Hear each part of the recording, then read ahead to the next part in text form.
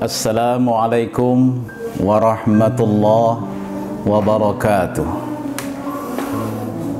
Alhamdulillah, innal hamdalillah nahmaduhu subhanahu wa ta'ala.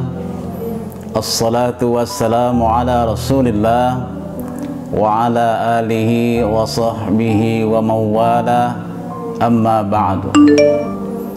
Ashhadu an la ilaha illallah al-malikul haqqul mubin wa ashhadu anna Muhammadan abduhu wa rasuluh sadiqul wa'dul amin.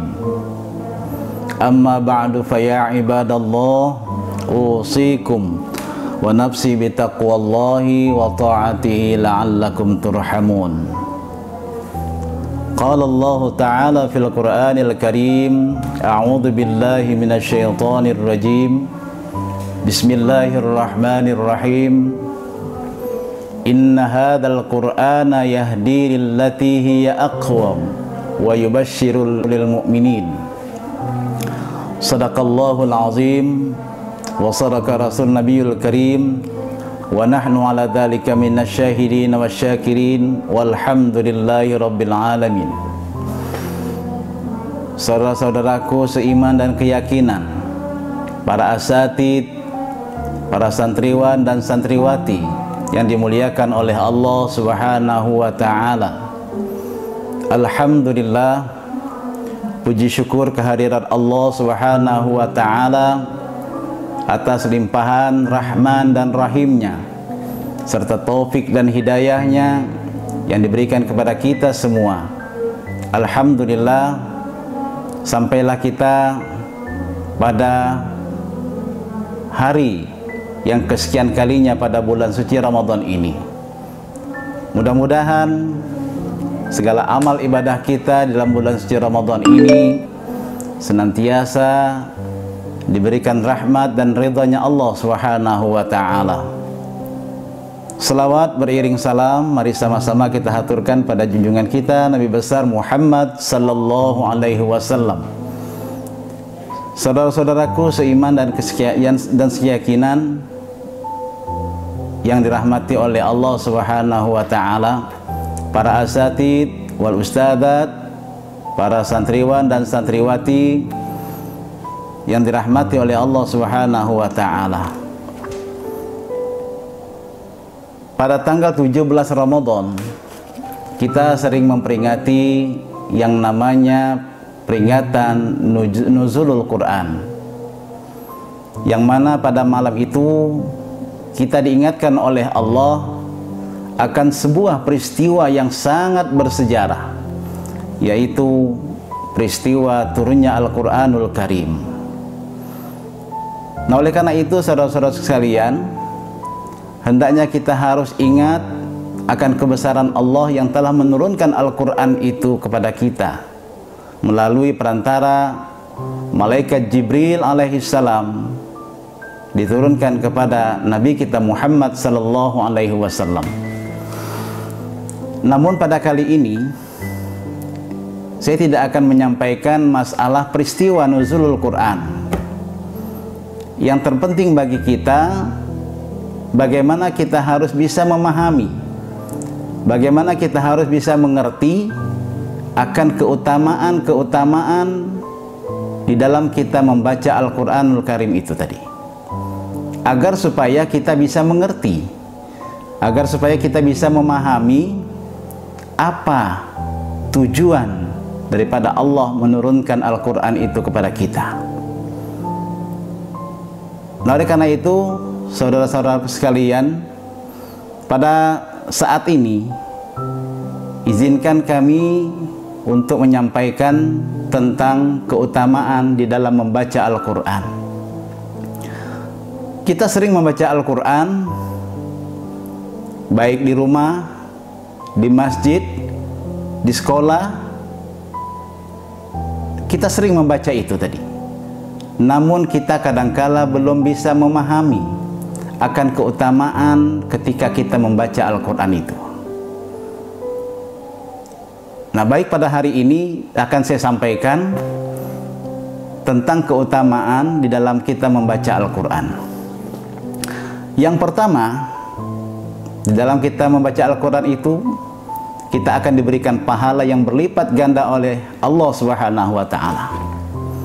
Rasulullah sallallahu alaihi wasallam pernah bersabda bahwa orang yang membaca satu huruf ayat Al-Qur'an itu akan diberikan balasan oleh Allah berupa 10 kali lipat kebaikan. Jadi dalam hadis Nabi itu mengatakan, barang siapa yang membaca satu huruf dari Al-Quran, maka ia akan mendapatkan satu kebaikan, dan dari satu kebaikan itu berlipat menjadi 10 kebaikan juga. Maha besar Allah dan maha agungnya Allah yang telah memberikan kita berbagai macam ganjaran-ganjaran ketika kita membaca Al-Quran. Dan Allah memberikan kita ganjaran itu bukannya per kalimat, akan tetapi per huruf. Misalnya kita katakan alif lam mim.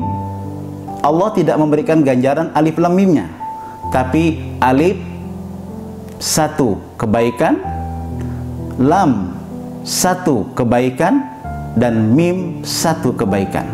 Jadi semakin banyak kita membaca Al-Quran, maka semakin banyak pula huruf-huruf Al-Quran yang kita baca, dan disitulah Allah memberikan pahala yang berlipat-lipat.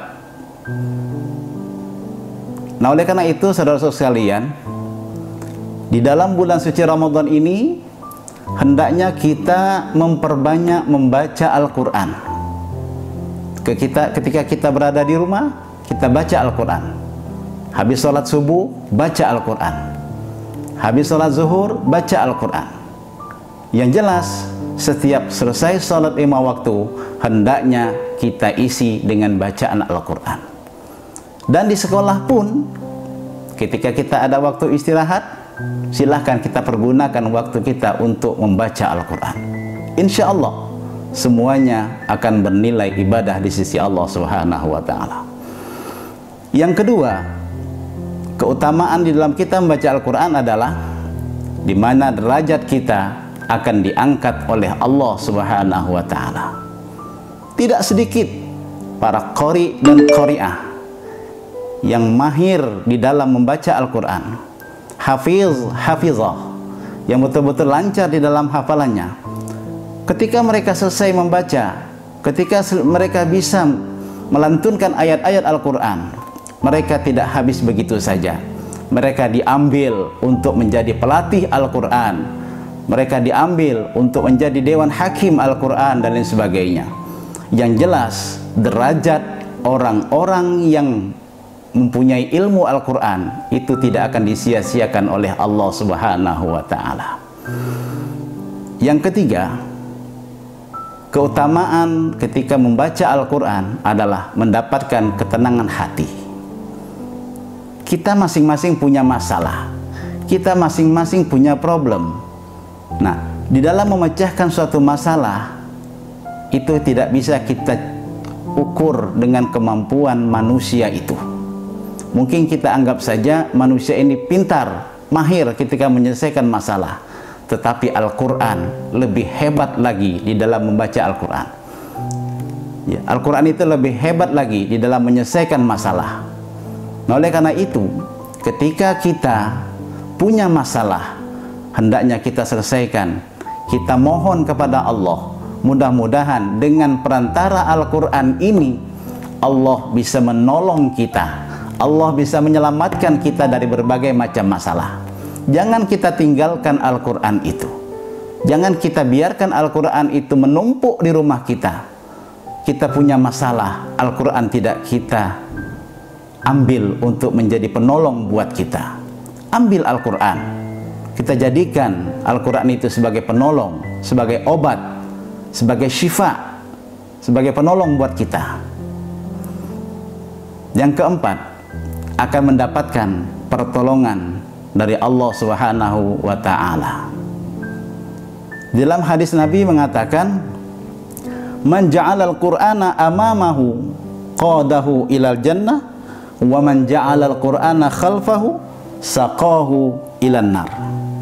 Barang siapa yang menjadikan Al-Quran itu sebagai imamnya, sebagai penolongnya, sebagai orang yang terdepan, maka Al-Quran itu yang akan mendorongnya untuk masuk ke dalam surganya Allah.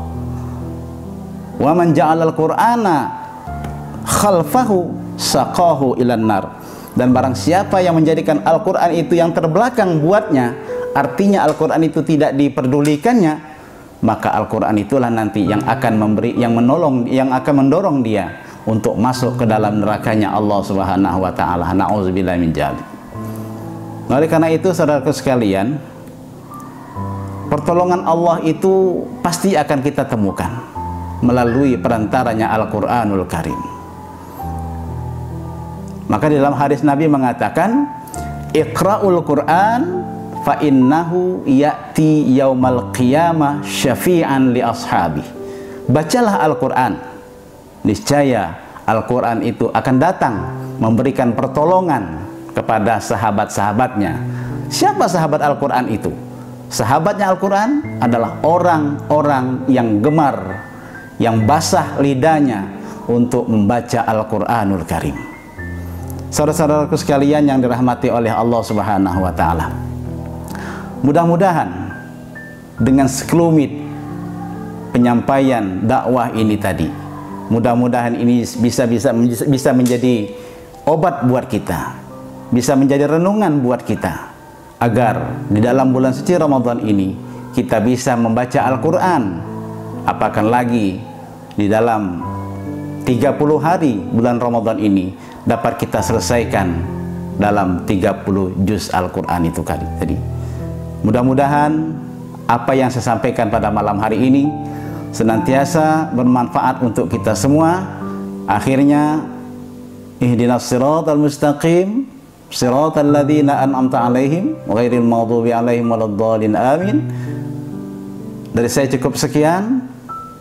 Billahi taufik wal hidayah. Wassalamualaikum warahmatullahi wabarakatuh. Banyak sangsut.